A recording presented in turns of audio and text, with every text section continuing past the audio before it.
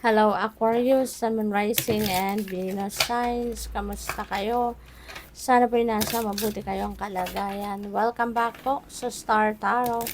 At kung bago kayo rito, welcome din po kayo. Please subscribe, like, share my videos, and leave me a comment kung nakaresonate kayo. Thank you. So, first card ni Aquarius, we have, it's about to pay off. Mapakaswerte ninyo. 'Di ba? Yung effort ninyong bongga, yung sipag, tiyaga, um, blood and sweat, no, na ginastos ninyo dito sa kung anumang bagay na ito, no. Pwedeng sa trabaho ninyo yan or negosyo, career, ganyan. So, finally, it's coming to pay off. So, magbubunga na. You are going to receive the fruit of your labor. At possible na maraming pera ang dadating. Possible na meron kayong bonus. Possible na meron kayong financial reward. 'Di ba? Yung ganyan. Kaya, you are going to be excited. No, for sure, magiging excited ka kasi yung hard work mo finally magbubunga na. So, there is also romantic gesture. Baka may proposal. O pwedeng mayroon ditong marriage proposal. O pwede rin dito na someone is going to ask you on a date. Or baka ikaw yung mag-ask na mag-date kayo na kung sino man. So, meron ditong meron ditong pakilig. No? O pwedeng karelasyon mo na to or po pwede rin manliligaw mo to, no? That is going to show you some kind of romantic gesture. So, there is new arrival. Yan. So, merong paparating. Merong bagong ganap, no, na magsisimula. O pwedeng merong bagong opportunity, o pwedeng merong bagong job offer, o pwedeng meron ditong bagong financial opportunity, ganyan, 'di ba? Bagong negosyo, bagong pwedeng bagong relationship, 'di ba? Baka yung romantic gesture na 'yan, 'di ba? Baka mauwi sa isang relasyon na, 'di ba? Baka sasagutin mo na yung nanliligaw sa iyo or baka yung nililigawan mo, sasagutin ka na. No? Pwedeng ganon. This could also be new inspiration. Pwedeng mga bagong ideas ito, no, na may isip ninyo. So, possible din yan. So, this could be anything, no? This could be anything na papasok sa buhay mo. As in, you are going to start a new chapter in your life. So, by the way, maraming salamat for subscribing. No? And if you haven't subscribed yet, subscribe na kayo. And also, maraming salamat din for not skipping the ads. Malaking bagay po yan sa akin. And also, please click the join button sa baba ng video kung gusto po ninyo na mag-join sa membership. Okay? So, what else? We have dear, gentleness, and diplomacy. So, baka itong kailangan mong i-apply ngayon sa mga sitwasyon mo sa buhay. Okay? You need to be gentle. You need to be calm. Kailangan mo lang na, alam mo yon, yung magaling ka lang makipag-usap. Magaling ka lang makipag-transaction. Okay? Para, yun, yung laging malumanay lang ang datingan. Ay, hindi po pwede yung nagmamadali. Hindi pwede yung persahan. Hindi pwede yung nagra-rush, you know. So, we have focus. Ayan, focus din kayo. Baka ang iba sa inyo dito, nadidistract. Okay? O pwedeng nadidistract because of love life. Diba? Siguro, naaapektuhan ng love life ninyo yung trabaho. Pwedeng ganon. Kasi sa sobrang excitement mo regarding sa love life, baka sa sobrang kilig, diba? Laging yun na lang ang nasa isip, no? Maaring ganon. At kaya, pwedeng makompromise dito ang other parts of your life. Okay?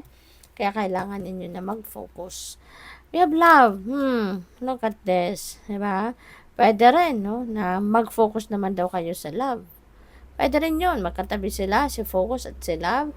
So, pwedeng mag-focus din kayo ngayon sa love. Baka kasi, pwede, no? Since this is general reading and this is reading for the collective. So, pwedeng merong iba-ibang sitwasyon dito sa inyo.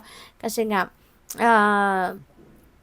this may resonate mga ibang sitwasyon dito, ibang messages may resonate with you, some of it may not resonate with you, no? So pwedeng iba-iba talaga ang magiging scenario dito ni Aquarius.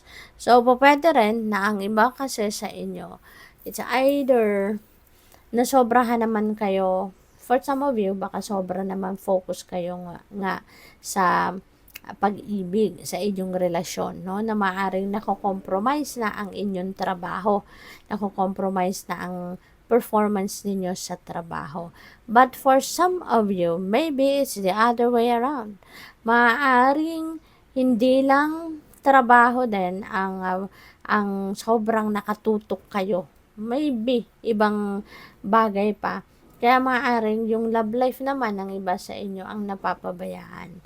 Maaaring yung relationship nyo naman ang maaaring nako-compromise. So, kailangan lang talaga, reminder lang ito sa inyo na kailangan balance. Kailangan nasa balance lang ang lahat.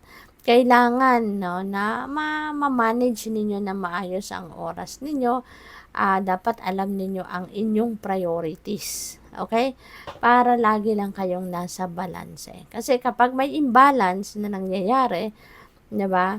Kunyari, yun nga tulad ng na-mention ko kanina, kung ikaw 100% nandiyan ang focus sa love life, 'di ba? So maraming bagay katulad ng trabaho ang pwedeng ma-neglect ninyo, 'di ba? Or it's the other way around, 'di ba? So depende nga sa iyong sitwasyon. Kaya kailangan na bibigyan ninyo ng oras, panahon, atensyon ang bawat area ng buhay ninyo. Merong panahon dapat sa lahat. Meron kayong oras dapat sa lahat. May nakalaan kayong oras para sa love life, para sa relationship. Dapat meron nakalaang oras para sa trabaho, sa pamilya, 'di ba? Sa mga anak, sa social life, 'di ba? Kaya nga kailangan alam ninyo kung ano ang inyong mga priorities para walang masasakripisyo. Kasi pati, no, yung pag-aalaga mo sa iyong sarili. Kasi hindi naman pwede na puro lang kayo pag-aalaga sa mga mahal mo sa buhay, pag-aalaga sa ibang tao, para yung sarili mo din, 'di ba? Napapabayaan mo. Hindi pwedeng ganoon. 'Di ba? Hindi pwedeng ganoon kasi pwedeng magka-problema ka sa sarili mo mismo, sa katawan mo, sa kalusugan mo. Kaya dapat na alam mo kung paano i-manage ang lahat-lahat, na meron kang oras para sa bawat area of your life. Okay, para walang mako-compromise. So, tingnan natin kung ano pa ang ganap.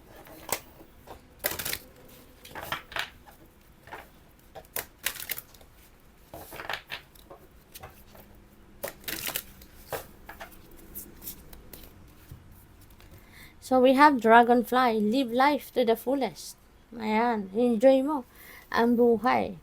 Enjoy life. Take advantage of every opportunity there is. Opportunity ng trabaho, opportunity to build a relationship, opportunity to have fun, opportunity to unwind. Diba? I-enjoy mong lahat. Enjoy mong lahat. Kaya dapat, alam mo na ang mga priorities mo sa buhay. Okay? Para ma-enjoy mo ang lahat, mabigyan mo ng oras ang sarili mo, 'di ba? Pagsa-self-care, pag-rejuvenate, 'di ba? Pagsasaya, pag-socialize, yung mga ganyan. Okay? Kasi dapat hindi lang trabaho, hindi lang relationship ang oras ninyo. Okay? So we also have sensuality. Express your sensuality. Alright? So lalo-lalo na sa relationship ninyo. Okay? Para hindi ninyo ito mapabayaan or para hindi kayo magkatabangan, hindi mag-fall out. Ayun, i-express ninyo, no? Express your sensuality. Huwag kayong mahiya sa person ninyo. Kasi kailangan din yan, no, sa isang relationship. So, we have Unicorn, invite serendipity. Ayan. So, gandang ito, no? I-invite ninyo ang mga opportunities, 'di ba? Kailangan na magbukas ang inyong sarili, 'di ba? Para sa mga bagong opportunities. Okay? Buksan mo ang inyong sarili din para sa iba. Kailangan, 'di ba? Marunong ka din na mag-share, no? Mag-share ng mag-share ng passion ninyo, ng goals ninyo, yung mga ganyan. Kailangan dito also, no, na maging kayo, proactive. Okay? Para din na hindi lang, alam mo yun, yung hindi lang ikaw, hindi lang yung sarili mo, yung nakakaalam ng kung ano yung mga kunyari, mga activities na gusto mong ginagawa. Anong mga activities ang ini-enjoy ninyo. Sometimes, kailangan din natin na maging open din sa iba. We also need to mingle with other people. We need to socialize. Isa lang yan, no, sa pamamaraan kung papaano ninyo mabibigyan ng pagkakataon, no, ang sarili ninyo na ma-encounter ninyo ang serendipity. Ma-experience ninyo yung serendipity. Okay? So, good luck sa'yo. Thank you for watching. Love and light. Namaste.